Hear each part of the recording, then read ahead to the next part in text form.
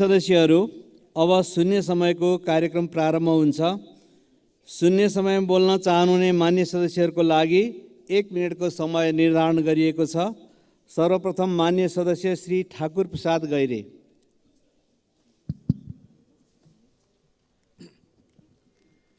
सम्मान्य सभामुख महोदय, नेपाली भूगोल सुन्तला खेतीको लागि अत्यन्त प्रचुर छ।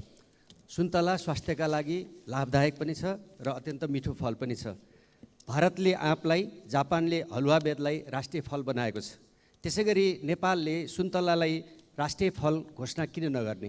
म सरकारको ध्यानाकर्षण गर्न चाहन्छु। सुन्तलालाई नेपालको राष्ट्रिय फल घोषणा गरी त्यसअनुसारको विकासको निम्ति बजेट सहितको प्रबन्ध गरियोस्। नेपालमा वर्षेनी करिब 30 अर्ब 61 करोडको सुन्तलाको कारोबार हुने गरेको छ। 7 लाखले रोजगारी पाउने गरेका छन्। नेपाल यो अन्नबाली भन्दा सुन्तला खेतीबाट 6-7 गुणा बढी लाभ हुने गरेको छ। सुन्तलाबाट कृषि क्षेत्रको कुल ग्राहस्थ उत्पादनको करिब 1% योगदान रहने गरेको छ। नेपालको 0.24 देखि 1.22 मेट्रिक टन का हिसाबले नेपालमा 34,150 मेट्रिक टन कार्बन स्थिरीकरणमा सुन्तलाले योगदान पुर्याउने गरेको छ। स्वास्थ्यका लागि र सँगसँगै सिधै खाने लगायत यसका अनेकन। मान्य सदस्य श्री डोल प्रसाद अर्याल। सम्माननीय सभामुख महोदय, म आज शुक्लाफाटाका आरक्ष पीडित र नागढुङ्गामा भइरहेको अवरोधको विषयमा यस सदनको ध्यानाकर्षण गराउन गइरहेको छु। तत्कालीन शाही शुक्लाफाटा वन्यजन्तु आरक्ष विस्तार गरेपछि कञ्चनपुरका हजारौँ स्थानीयवासीहरू विस्थापित हुनु पर्यो। सरकारले ती परिवारलाई अन्यत्र स्थानान्तरण गरेर सट्टा भर्ना गर्ने भनिए पनि आधाभन्दा बढी परिवारले 25 वर्ष बितिसक्दा समेत जग्गा पाउन सकेका छैनन्। पीडितका लागि छुट्याइएको जग्गा हाल भूमि आयोगले अन्य व्यक्तिलाई वितरण गर्न लागेको भनेर अख्तियार दुरुपयोग अनुसन्धान आयोगमा उजुरी परेको अवस्था छ। भूमि आयोगको अनियमितता र अनधिकृत वितरण रोक्न साथै अनियमिततामा संलग्नतालाई यथाशीघ्र कारबाहीको दायरामा ल्याउँदै पीडितलाई तत्काल जग्गा उपलब्ध गराउन म यस सदन मार्फत सरकारको ध्यानाकर्षण गराउन चाहन्छु। यसै सभामुख महोदय, ब्रेक थ्रु गर्ने तयारी गरिएको नागढुङ्गा सुरुङ मार्गको काम अहिले सरकारकै कारण ठप्प छ। स्थानीयवासीसँग गरेको प्रतिबद्धताहरू कार्यान्वयन नगरेकै कारण सरकारले अहिले दैनिक झन्डै 1.5 करोड रुपियाँ जरिवाना तिर्नुपर्ने अवस्था आइलागेको छ।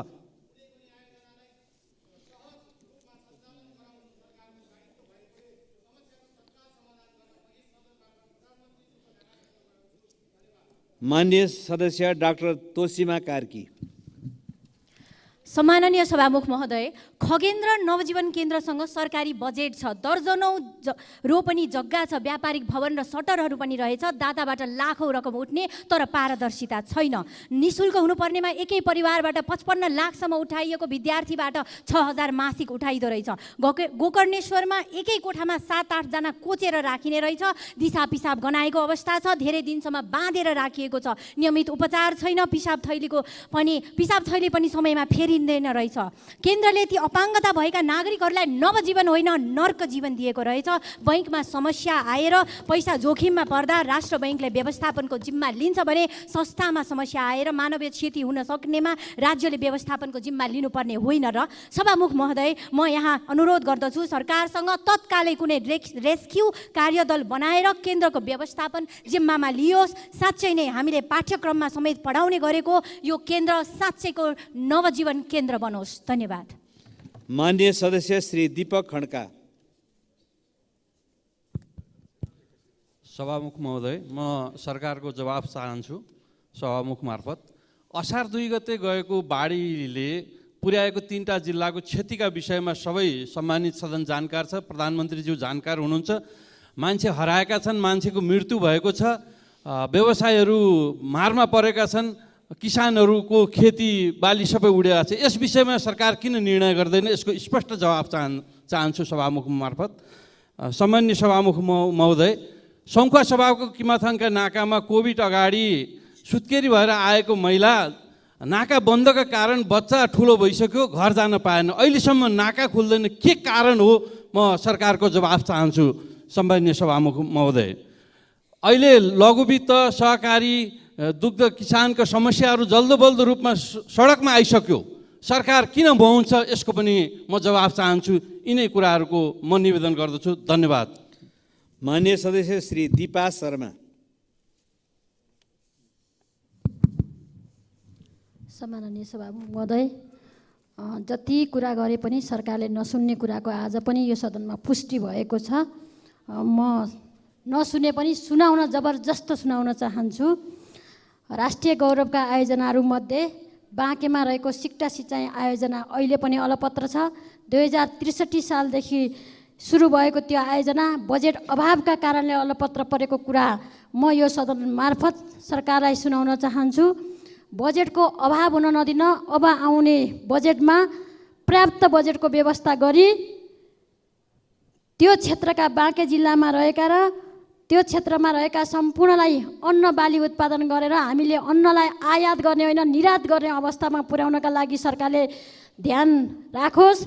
अहिले हामीले जे खालको राष्ट्रिय गौरवका आयोजनाहरूलाई बजेट घटाउने, वास्ता नगर्ने, अलपत्र पार्ने खालका काम रहेका छन्। यसलाई अविलम्ब बजेटको व्यवस्था मार्फत राष्ट्रिय गौरवका आयोजनाहरूलाई कामको तीव्रता दिनका लागि बजेटको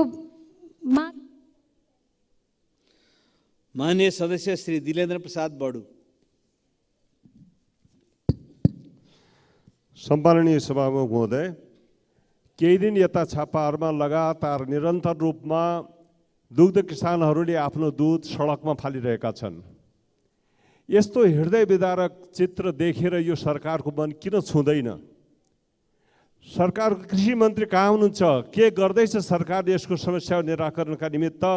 जान्नुपर्ने आवश्यकता छ, सदनलाई जानकारी हुनु पर्यो। मिटर ब्याज पीडितहरूका समस्या समाधान गर्न हामीले पछिल्लो संसदबाट कानुन बनायौँ, तर आज पनि सबैतिरबाट फेरि काठमाडौँ धाउनुपर्ने अवस्था किन रह्यो?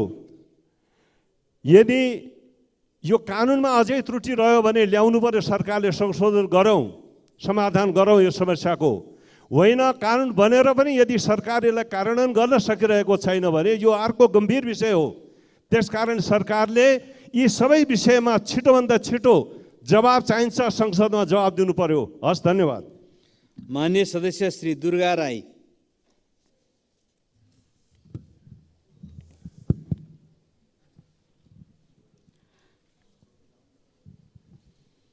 सम्माननीय सभामुख महोदय, जनताको सर्वोच्च जनप्रतिनिधिमूलक सम्मानित सदनमा संविधानको मातहतमा रही मुलुकको हित र आम नागरिकको समस्याको समाधान गर्नको लागि हाम्रा बहस र छलफलहरू केन्द्रित गर्नुपर्ने हो, तर हाम्रो ध्यान त्यतातिर गएको देखिँदैन। हामी कार्यतालिका बनाएर संसद सञ्चालन गर्नुपर्छ भनेर कुरा गर्छौँ, कार्यतालिका तयार भएर आउँछ, फेरि केही न केही बहाना गरेर संसद अवरोध गर्छौँ किन? कहिले प्रधानमन्त्रीको राजीनामा त कहिले मन्त्रीहरूको। त्यसरी सजिलै हुने भए संविधानको धारा 76 चाहिँदैन भन्न खोजिएको हो। सभामुख महोदय, प्रतिपक्षको सरकारको विरोध गर्नु गुण र दोषको आधारमा गर्नुपर्ने हो नि। हरेक कुराको पूर्वग्रही ढङ्गबाट सम्बन्धित संसद अवरोध गर्ने शैली बेठिक छ। हामीले कस्तो खाले लोकतन्त्रको विकास गर्दैछौँ? अर्को कुरा सभामुख महोदय, आकस्मिक समयमा बोल्दा समय निर्धारण गर्नु पर्यो। धन्यवाद। मान्य सदस्य श्री देवप्रसाद तिमल सेना। सम्मानीय सभामुख महोदय, दुध किसानहरू अत्यन्त पीडित भएका छन्। यसको बारेमा योभन्दा अगाडिको अधिवेशनमा पनि दसैँ अगाडि मैले कुरा उठाएको थिएँ। अरू सबैको भुक्तानी रोकेर किसानको दुधको भुक्तानी दिनु पर्यो भनेर सरकारले नसुनेको अवस्था छ। कृषकहरूले आफ्नो दुधको भुक्तानी लिनलाई रोडमा बस्नुपर्ने अवस्था, चक्काजाम गर्न पर्ने अवस्था। अस्ति मात्रै रौतडमा चक्काजाम 2 घन्टा भयो। दुधको भुक्तानी लिनलाई चक्काजाम गर्नु पर्यो भने किसानले के गरी दुध उत्पादन गर्न सक्छ, के गरी बेच्न सक्छ? त्यसकारण दुधको भुक्तानी सम्मानीय सभामुख महोदय तुरुन्तै दायाँ बायाँ नहेरिकन सरकारले अर्को 21 गतेको चाहिँ बैठकमा दुधको भुक्तानी दिएको जानकारी कृषि मन्त्रीले चाहिँ यहाँ आएर सदनमा बोल्नु पर्यो भनेर जोरदार माग गर्न चाहन्छु। र कृषकले लम्की स्किनबाट ठुलो क्षति बिहोरेको, त्यसको क्षतिपूर्ति पाउने भनेको छैन, त्यसको पनि क्षतिपूर्ति यथाशीघ्र किसानले पाउनु पर्यो। जसले गोबर सोरेर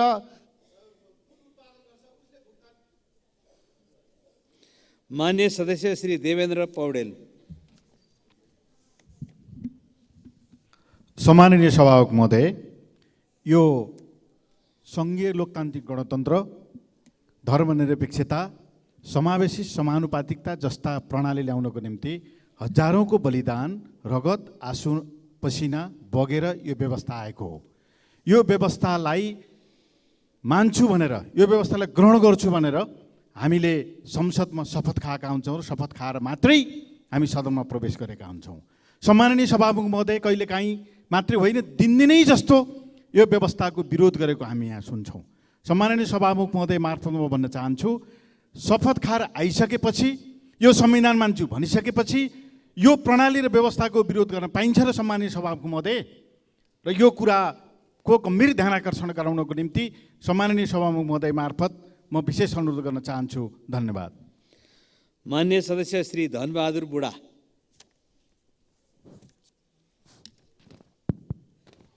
सम्मान्य सभामुख महोदय, डोल्पा जिल्लाको विमानस्थल धाउनमार्ग मर्मत गर्नुपर्ने भएकोले 2080 साल फागुन 16 गतेदेखि बन्द भएको छ। त्रिपुरा सुन्दरी नगरपालिका वार्ड नम्बर 7 स्थित मसिनेचौर विमानस्थल निर्माण कार्य सम्पन्न भएको 1 वर्ष बितिसक्दा मैले बारम्बार पहल गर्दा पनि हवाई जहाज उडान परीक्षण हुन सकेको छैन। तसर्थ उक्त मसिनेचौर विमानस्थल उडान परीक्षण गरी यथाशीघ्र नेपाल एयरलाइन्सको जहाज र निजी क्षेत्रको जहाज नियमित रूपमा सञ्चालनमा ल्याउन हुन यो सम्मानित सदन मार्फत सरकारको ध्यानाकर्षण गर्न चाहन्छु। धन्यवाद। मान्य सदस्य श्री धवल शमशेर जङ्गबहादुर राणा। सम्मान्य सभामुख महोदय, अहिले भर्खर एकजना सांसदज्यूले भन्नुभयो कि यो व्यवस्थाको हामीले विरोध गर्न मिल्छ कि मिल्दैन। यो संविधानमा, संविधानभित्र बसेर यो संविधानलाई परिवर्तन गर्न सक्ने व्यवस्था संविधानभित्र छ र यो देश चल्न सकिरहेको छैन। जनता आक्रान्त छ, देश आक्रान्त छ। हामीले यस्तो व्यवस्था, यो देशको व्यवस्थालाई परिवर्तन गर्नको लागि, यो अवस्थालाई परिवर्तन गर्नको लागि हामीले व्यवस्था परिवर्तन गर्न, यो अवस्था परिवर्तन गर्न, व्यवस्था परिवर्तन गर्ने आन्दोलन राष्ट्रिय प्रजातन्त्र पार्टीले सडकमा छेडिसकेको छ। सभामुख महोदय, अब यो संविधानलाई परिवर्तन गर्ने, यो व्यवस्थालाई परिवर्तन गर्ने र यो अवस्थालाई परिवर्तन गर्नको लागि जनता जनार्दनलाई यहीँबाट म आह्वान गर्न चाहन्छु। धन्यवाद। मान्य सदस्य श्री नवल किशोर शाह सुडी।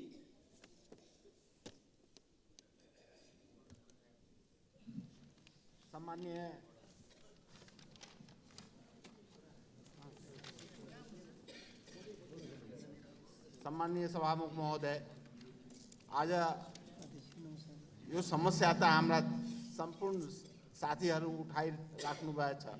दुधको सम्बन्धमा दुध विकासले, डिडिसीले अब हाम्रो क्षेत्र सप्तरी 1 नम्बर क्षेत्रको अग्निसार कृष्ण सबरन गाउँपालिका वार्ड नम्बर 6 स्थित महुलीमा अवस्थित यस आदर्श बहुमुखी दुग्ध उत्पादक सहकारी संस्थाको पशुपालन तथा दुग्ध उत्पादन व्यवसाय मार्फत 95% जनता यहाँ जो छ पहाडबाट ओर्लेर मौली नदी किनारमा बसेको उहाँहरूको सम्पूर्णको आय स्रोत मात्र पशुपालन भएको हुनाले 8 महिनादेखि डिडिसीले विराटनगर स्थित दुध वितरण प्रणाली अन्तर्गत 5 करोड रुपियाँको भुक्तान दिएको छैन। एउटा गाउँ स्तरको सहकारी कसरी यो अवस्थामा चल्न सक्छ र हिजोदेखि त्यहाँ राजमार्ग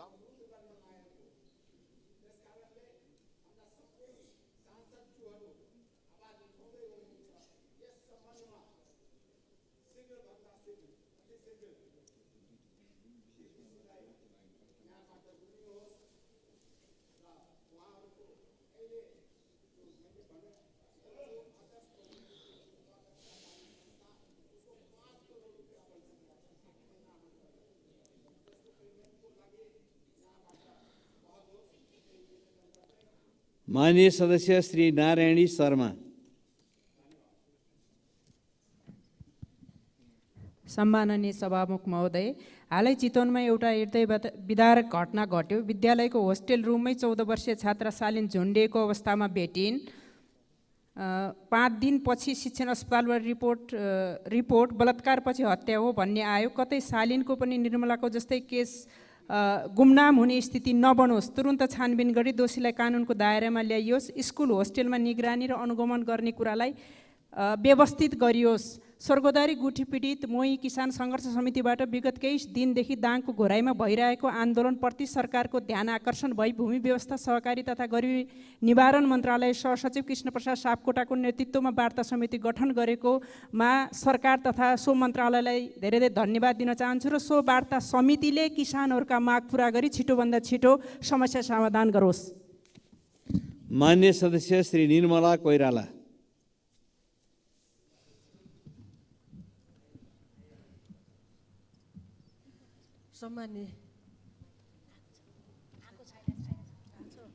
सम्मान्य सभामुख महोदय, हामीले पटक पटक सम्मानित सदनमा मिटर ब्याजी र लघुविद्युत पीडितले भोग्नु परेका समस्याहरू उठान गरिरहेका छौँ। पीडितहरू न्याय खोज्दै 23 दिनको पैदल यात्रा पश्चात अहिलेसम्म 5 पटक काठमाडौँ आइसकेका छन्।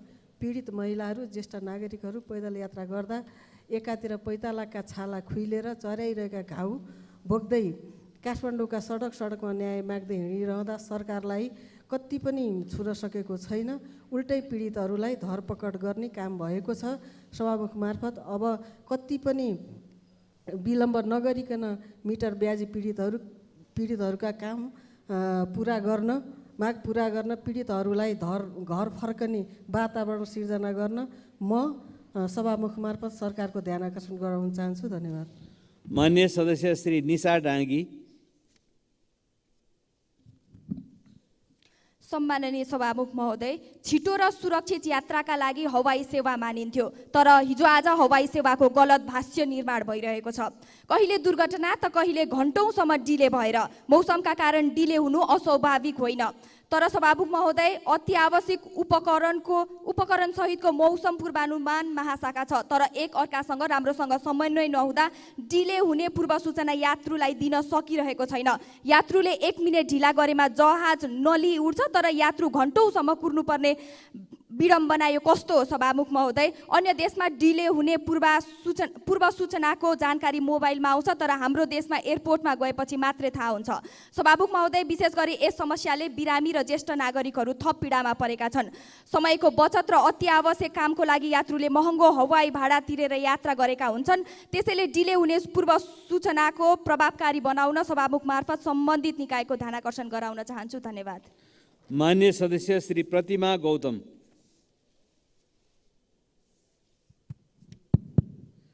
सम्मानीय सभामुख महोदय, काठमाडौँ देशको राजधानीमा रहेको 3 कुने कसैले नचिन्ने कुरै भएन।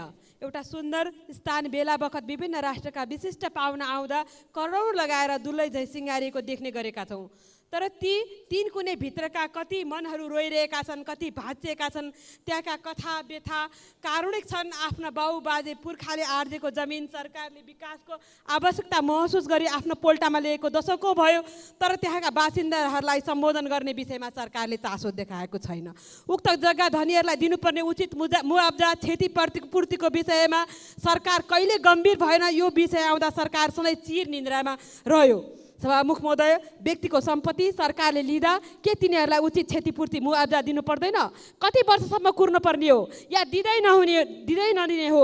सरकारले अब स्पष्ट जवाफ दिनु पर्यो। यसरी जनतालाई अन्योलताको भुङ्ग्रोमा पिल्स्याउने काम बन्द गरी यथाशीघ्र उचित मुआब्जा दिने कार्य गरियोस् भन्दै सभामुखज्यू मार्फत सरकारको गम्भीर। मान्य सदस्य श्री प्रतीक्षा तिवारी। सम्माननीय सभामुख महोदय, 1 मिनेटको शून्य समयमा मान्यज्यूहरूले उठाउनु भएको विषय यो सरकारले सुन्न सकेन, बुझ्न सकेन, सम्बोधन गर्न सकेन। तसर्थ सम्मान्य सभामुख महोदय, यो शून्य समय 1 मिनेटबाट बढाएर 3 मिनेट गर्न सभामुखज्यूको ध्यानाकर्षण गराउन चाहन्छु। सभामुख महोदय, यो सरकार साँच्चीकै जनतालाई नटेरेको हो कि प्रतिपक्षलाई सदनलाई नटेरेको हो कि भन्ने आवाज चाहिँ जनतालाई भइसकेको छ। मिटरबाजीका पीडितका समस्या, लघु वित्त सहकारीका समस्या र दुग्ध उत्पादन गर्ने जुन दुग्ध किसानहरूका चाहिँ समस्या छन् त्यो सरकारले सुन्नु पर्दैन, सम्बोधन गर्नु पर्दैन सभामुख महोदय। तसर्थ यो सरकारलाई गम्भीर ध्यानाकर्षण गराउन चाहन्छु कि यी जनताका समस्या सरकारले आँखा खोलेर कान सुनेर जनताका प्रत्यक्ष समस्या यी नेपाली नागरिकका समस्या हुन् भन्ने ढङ्गले समाधान गरोस्। माननीय सदस्य श्री प्रदीप यादव। सम्मानीय सभामुख महोदय, नेपाल सरकारले केही दिन अगाडि टिकटकमा प्रतिबन्ध लगायो, जुन स्वागत योग्य निर्णय थियो। किनभने सामाजिक सञ्जाललाई टिकटकले दुरुपयोग गरेर विभिन्न समुदाय, धार्मिक, सांस्कृतिक र वेशभूषाका व्यक्तिहरू बीचको सामाजिक सद्भाव र पारिवारिक एकतामाथि खलल पुर्याउने काम गरिरहेको थियो। त्यसको लागि टिकटक नै सबैभन्दा बढी माध्यम बनाइएको थियो र अहिले पनि बनाइएको छ। किनभने टिकटकमा नेपाल सरकारले प्रतिबन्ध लगायो तर कागजमा नै सीमित भयो। नेपाल सरकारको निर्णय केही इन्टरनेट सेवा प्राध्यापक कम्पनीले टेरेको छैन, टिकटक चलाइ नै राखेको छ। नेपाल सरकारको निर्णय केही इन्टरनेट सेवा प्रदायकले मानेको छैन भने सरकारले सक्दो कारवाही गर्नु पर्यो र सरकारसित हिम्मत छैन भने पूर्ण रूपले टिकटक चाहिँ खुला गरिदिनु पर्यो। किनकि नेपाल सरकारको टेक्नोलोजी नै कमजोर छ। यही भारतमा टिकटक प्रतिबन्ध छ तर कुनै पनि माध्यम। माननीय सदस्य श्री बद्री प्रसाद पाण्डे।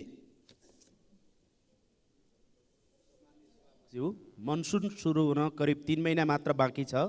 वैशाख जेठपछि गरिने विकास बजेटको चरम दुरुपयोग र आयोजनाहरूको गुणस्तरहीनताले अभिशप्त असारे विकासका नाममा लाञ्छित छ।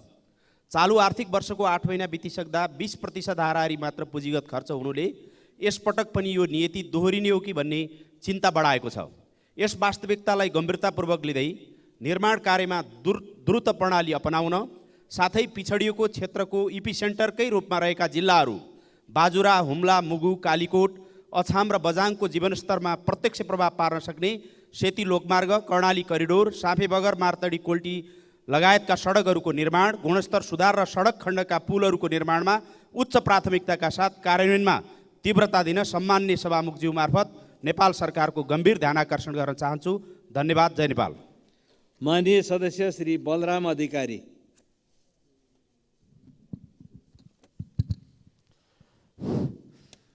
सभामुख महोदय, नेपालकै पहिलो ठुलो ताल, एसियाकै दोस्रो ठुलो ताल, मानव निर्मित जगदीशपुर ताल 157 हेक्टर क्षेत्रफलमा फैलिएको छ। कपिलवस्तु जिल्लाको पूर्व दक्षिण भेग सिँचाइ गर्ने उद्देश्यले निर्माण गरिएको उक्त तालमा बाणङ्गा नदीको पानी लगेर जम्मा गरिन्छ।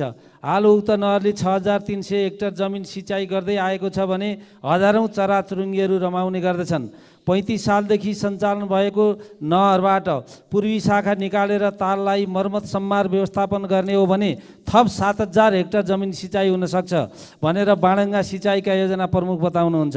विगतमा उक्त नहर पश्चिमाञ्चल डिभिजन कार्यालय तौलिया अन्तर्गत पर्दथ्यो। मुलुक सङ्घीयतामा गएपछि उक्त कार्यालय प्रदेश अन्तर्गत कायम गरियो, जसका कारण हाल प्रदेशले हेर्ने गर्दछ। जबकि 5000 हेक्टर भन्दा कम क्षेत्रफल सिँचाइ हुने योजनाहरू मात्रै प्रदेशले हेर्ने नीति बनाइएको छ। तसर्थ बाणङ्गा सिँचाइ योजनालाई सङ्घ अन्तर्गत कायम गरी खेर गइरहेको बाणङ्गा नदीको पानी सदुपयोग गरेर थप। माननीय सदस्य श्री वासुदेव घिमिरे। सम्माननीय सभामुख महोदय, स्वास्थ्य बिमा कार्यक्रम स्वास्थ्य सेवामा सर्वसाधारणको सहज पहुँच पुर्याउने सामाजिक सुरक्षाको एक महत्त्वपूर्ण कार्यक्रम हो। 2072 सालबाट सुरु भएको यो कार्यक्रममा हाल झन्डै 22,16,000 परिवारका 71,81,000 नागरिक आबद्ध छन् भने बिमाको सुविधा 440 स्वास्थ्य संस्थामा उपलब्ध छ। स्वास्थ्य बिमा आफैमा लोक कल्याणकारी कार्यक्रम भए पनि यसको प्रभावकारितामा गम्भीर समस्याहरू देखेका छन्।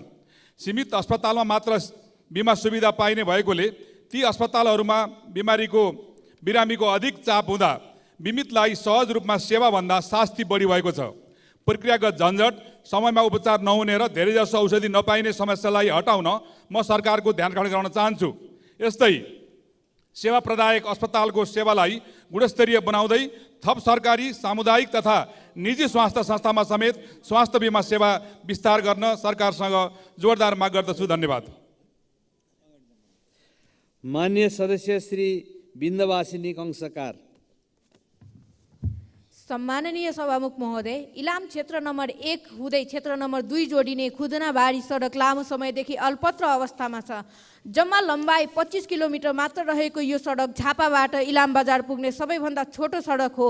इलाम सडक डिभिजन कार्यालयका अनुसार आर्थिक वर्ष 79-80 मा 23 करोडको बजेट विनियोजन भई निर्माण सुरु हुने निर्णय भएको छ। तर 1 करोड मात्रै बजेट आएको हुँदा 1 करोडले सडक सरसफाइ गर्ने समेत नपुग्ने जानकारी प्राप्त भयो। 80-81 को बजेटमा यो सडकको लागि कुनै रकम नै नछुट्याएको कुरा बाहिर आइरहेको छ।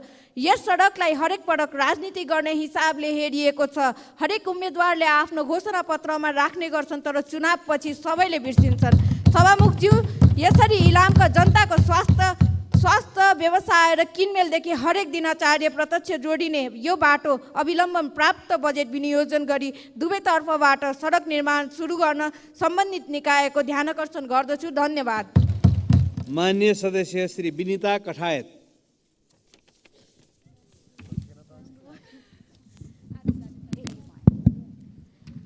सम्माननीय सभामुख महोदय, जब गाउँमा बाटो पुगेको थिएन त्यति बेला त्यहाँ मान्छे बस्ने गर्दथे। अहिले बाटो छ, मान्छे छैनन्। हाल नेपालको ग्रामीण जनसङ्ख्या 1/3% रहेको छ। ठुला मात्रामा आन्तरिक बसाइसराईले कृषि मजदुरको अभाव सिर्जना गरेको छ, जसले कृषि उत्पादनमा नकारात्मक असर परेको छ। मध्य पहाडी र हिमाली क्षेत्रका 33% खेती योग्य जमिन बाँझै छन्। यस्तो अवस्थामा हाम्रो संविधानले सुनिश्चित गरेको खाद्य सुरक्षा र खाद्य सम्प्रभुताको अधिकार कसरी सुनिश्चित हुन सक्छ? FAO को प्रतिवेदन 13.6% नेपालीहरू गम्भीर खाद्य असुरक्षामा भएको देखाएको छ। वर्तमान कृषि नीतिहरू मुख्य रूपमा पुरुष किसानहरूमा केन्द्रित छ। प्रत्येक 3 घर परिवारमा कम्तीमा 1 पुरुष नेपाल बाहिर भएको हुँदा हामीले महिला र वृद्ध किसानको आवश्यकतालाई सम्बोधन गर्ने नीतिहरू बनाउनु पर्दछ। प्रत्येक नेपालीको खाद्य सुरक्षाको हक सुनिश्चित गर्न मिक्स्ड फार्मिङ सिस्टम र ब्याक टु भिलेजको अवधारणाका साथ कानुनको प्रस्ताव लिएर आउन सम्माननीय सभामुख महोदय मार्फत सरकारको ध्यान आकर्षण गर्न चाहे। धन्यवाद। मान्य सदस्यहरू, शून्य समयमा मान्य